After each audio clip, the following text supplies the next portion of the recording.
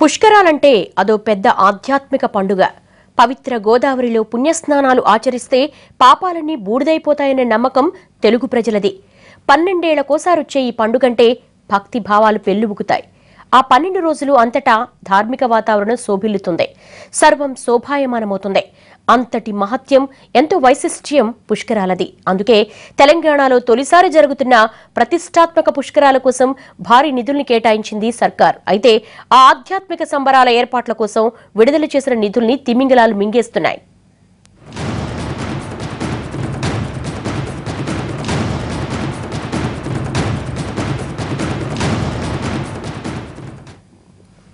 పుష్కరాలంటే ఓ పెద్ద పండుగ. 12 ఏళ్లకోసారొచ్చే ఈ సంబరాల్ని ప్రభుత్వాలు ప్రతిష్టాత్మకంగా తీసుకుంటాయి. నవ తెలంగాణలో తొలిసారి జరుగుతున్న పుష్కరాలు కావడంతో వాటి ప్రాధాన్యత మరింత పెరిగింది. అందుకే పుష్కరాల్లో భక్తులకు ఎలాంటి ఇబ్బందులు రాకూడదంటూ భారీగా నిధుల్ని కేటాయించింది తెలంగాణ సర్కార్. ఇప్పుడు ఆ నిధులు గోల్మాలవుతున్నాయి.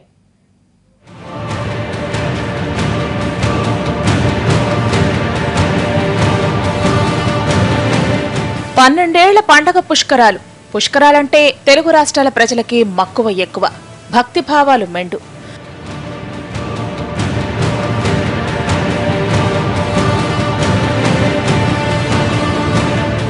చుట్టూ లక్షలాది మంది భక్తులు, ఇసకేస్తే రాలనంత జనం. జీవితంలో కనీసం ఒక్కసారైనా పుష్కరాలు చూడాలన్న తపన తెలుగు ప్రజల్లో ఉంటుంది. ఆ భక్తజన సందోహాన్ని తిలకించాలని, పవిత్ర గోదావరిలో స్నానాలు చేయాలని ఉంటుంది పెద్దలకి.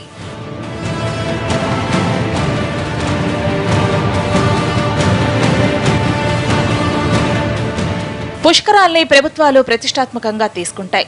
కోట్లలో నిధుల్ని విడుదల చేస్తాయి. ప్రత్యేక అధికారుల్ని నియమించి పనులు చేపడతాయి యంత్రాంగాలు. నెలల ముందు నుంచే ఏర్పాటులో మునిగిపోతారు. జిల్లా స్థాయి ఆఫీసర్ల దగ్గర నుంచి రాష్ట్ర స్థాయి ఉన్నతాధికారుల దాకా అందరూ రకరకాల పనుల్లో బిజీ అయిపోతారు. భక్తులకు ఎక్కడా ఇబ్బందులు కలగకూడదని అన్ని ఏర్పాట్లు చేస్తారు.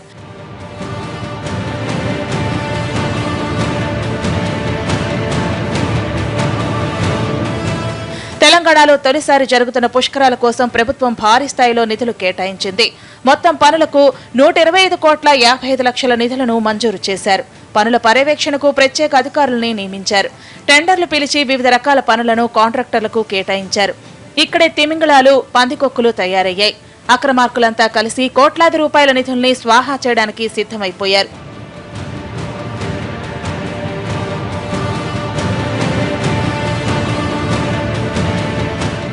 ఆదిలాబాద్ జిల్లాలో పుష్కరాల పనుల్లో అక్రమాలు జోరుగా సాగుతున్నాయి. బాసర నుంచి మంచిర్యాల దాకా ఇదే తంతు. ఏ పని చూసినా నాసిరకమే, అన్నింటిలోనూ నాణ్యత లోపమే. గోదావరి పుష్కర పనులు ఎలా సాగుతున్నాయో తెలుసుకుందామని కొన్ని ప్రాంతాల్ని పరిశీలించింది ఎన్టీవీ బృందం. అక్కడ దిమ్మ తిరిగిపోయే పరిస్థితులు కనిపించాయి. మైండ్ బ్లాక్ అయ్యే వాస్తవాలు వెలుగు చూశాయి.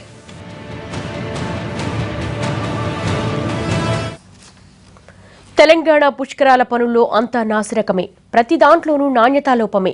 అసలింతకీ ఎంతో పవిత్రమైన పుష్కరాల నిధుల్ని కూడా కాజేస్తున్న ఆ కాంట్రాక్టర్లు ఎవరు? వాళ్ళ వెనుకున్న పెద్దలెవరు? సూత్రధారులెవరు? పాత్రధారులెవరు? పాలకులు, ప్రజాప్రతినిధుల అండతోనే పందికొక్కులు రెచ్చిపోతున్నాయా?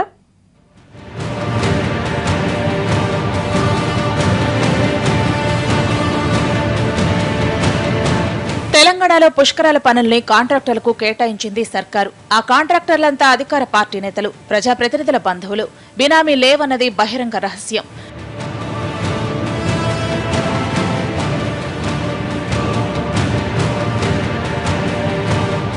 మంచిర్యాలలో పనుల్ని లోకల్ లీడర్ ఒకరు కాంట్రాక్టర్గా అవతారం ఎత్తి టెండర్ దక్కించుకున్నాడు. ఇంకేముంది, పనులన్నీ ఆయన కనుసన్నల్లోనే జరుగుతున్నాయి. నాణ్యత లేదని ఎవరైనా అడిగితే నా పేరు చెప్పు అని సదరు ప్రజాప్రతినిధి దగ్గరుండి ఆ పనులు పర్యవేక్షించే వ్యక్తికి చెప్పాడట. దాంతో ఆయన ఎవరొచ్చి అడిగినా ఇదే సమాధానం చెబుతున్నాడు. అధికారులైతే కనీసం ఇటువైపు చూడటానికి కూడా సాహసించరంటే కాంట్రాక్టర్కు ఎంత పలుకుబడి ఉందో అర్థం చేసుకోవచ్చు. పనుల్లో క్వాలిటీ మాట దేవుడెరుగు. కనీసం పనులు ఎందుకు ఆలస్యం అవుతున్నాయని కూడా అధికారులు అడగలేని పరిస్థితి. దాంతో ఆడిందే ఆటగా సాగుతోంది ఇక్కడి వ్యవహారం.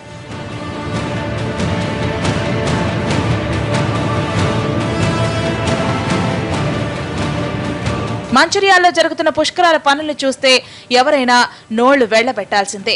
కోట్లలో ప్రభుత్వ నిధులు ఇంత దారుణంగా వృధా అవుతున్నాయా అనిపిస్తుంది.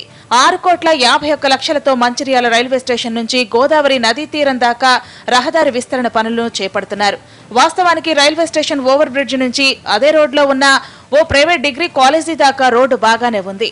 అయినా దానిపైనే మళ్లీ రోడ్డేస్తున్నారు. రోడ్ల పనుల కోసమని నిధులు కేటాయిస్తే వీళ్లు చేసే పనిది.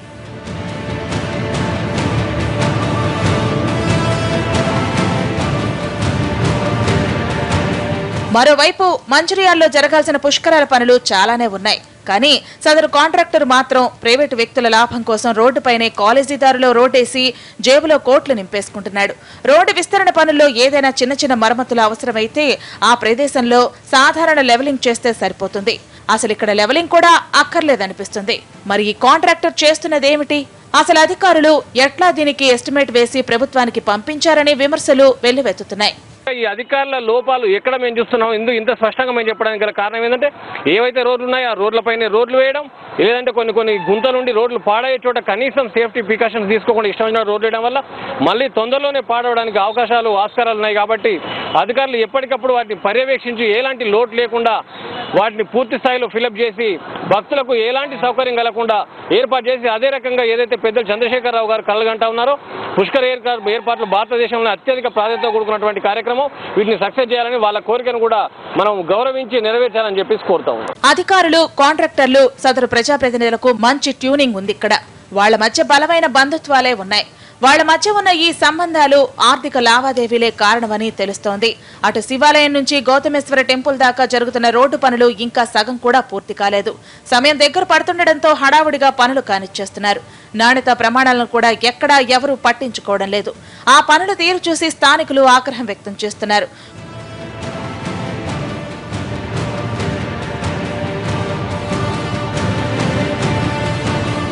పుష్కర పనుల్లో కోట్లు కొల్లగొడుతున్నారు కాంట్రాక్టర్లు. అయినా అడిగే నాథుడే లేడు.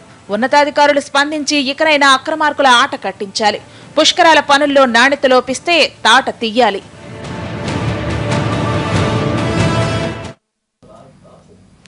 ఒక్క మంచిర్యాలే కాదు, పుష్కరాల పనులు జరుగుతున్న అన్ని ప్రాంతాల్లోనూ ఇదే తీరు. రోడ్లు, మరుగుదొడ్లు, ఘాట్లు ఇలా ఎందులోనూ నాణ్యత లేదు. పైసలొక్కటే కాంట్రాక్టర్ల టార్గెట్. అధికారులు, అధికార పార్టీ నేతల సపోర్టు వెరసి ప్రభుత్వం కేటాయించిన నిధులు జేబులో వేసుకోవడానికి అన్నట్టు తయారైంది పుష్కర పనుల తంతు.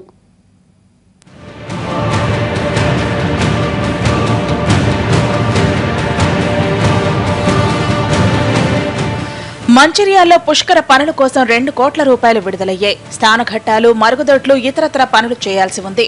కానీ కాంట్రాక్టర్ అవతారమెత్తిన రాజకీయ నేతలు ఇప్పటికీ ఒక్క పని కూడా పూర్తి చేయలేదు. రహదారి పనుల్లో నాణ్యమైన కంకర పోయకుండా కంకర పొడి పోసి నిర్మించేస్తున్నారు.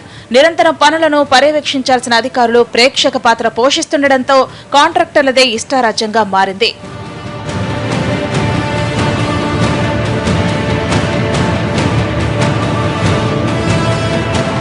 ఒక్క మంచిర్యాలలోనే కాదు, పుష్కరాలు జరిగే బాసర, సోన్గూడెం, చెన్నూర్, జైపూర్లలో పెద్ద ఎత్తున అక్రమాలు జరుగుతున్నాయన్న విమర్శలు వ్యక్తమవుతున్నాయి.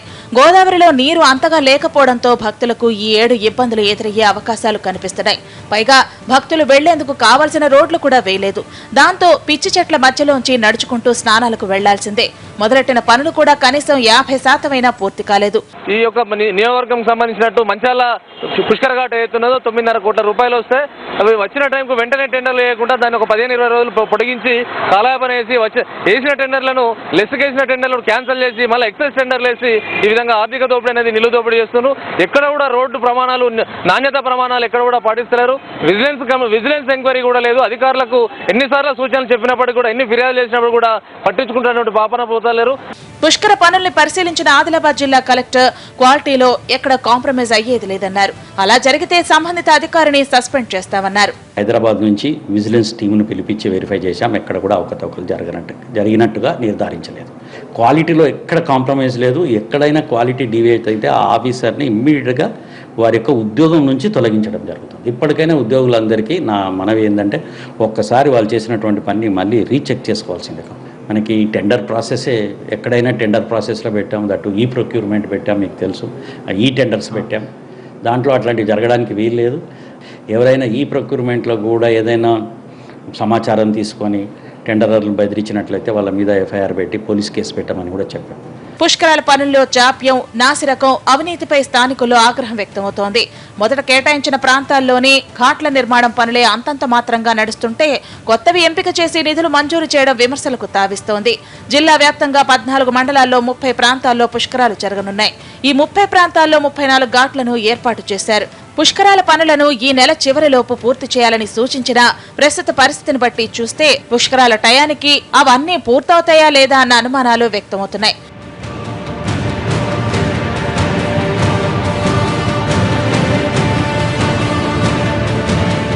ఒకవైపు ప్రభుత్వం కుంభమేళా తరహాలో గోదావరి పుష్కరాలను నిర్వహించాలని కృత నిశ్చయంతో ఉంది. మరోవైపు అభివృద్ధి పనులకు సంబంధించి ప్రజాప్రతినిధులే బినామీ పేర్లతో కాంట్రాక్టర్లుగా అవతారం ఎత్తి టెండర్ దక్కించుకోవడం వల్లే పనుల్లో అక్రమాలు జరిగాయన్న విమర్శలు వెల్లువెత్తుతున్నాయి. వీరు చేస్తున్న పనుల తీరును బట్టి చూస్తే పుష్కరాలు ముగిసినా పనులు మాత్రం పూర్తయ్యేలా లేదు.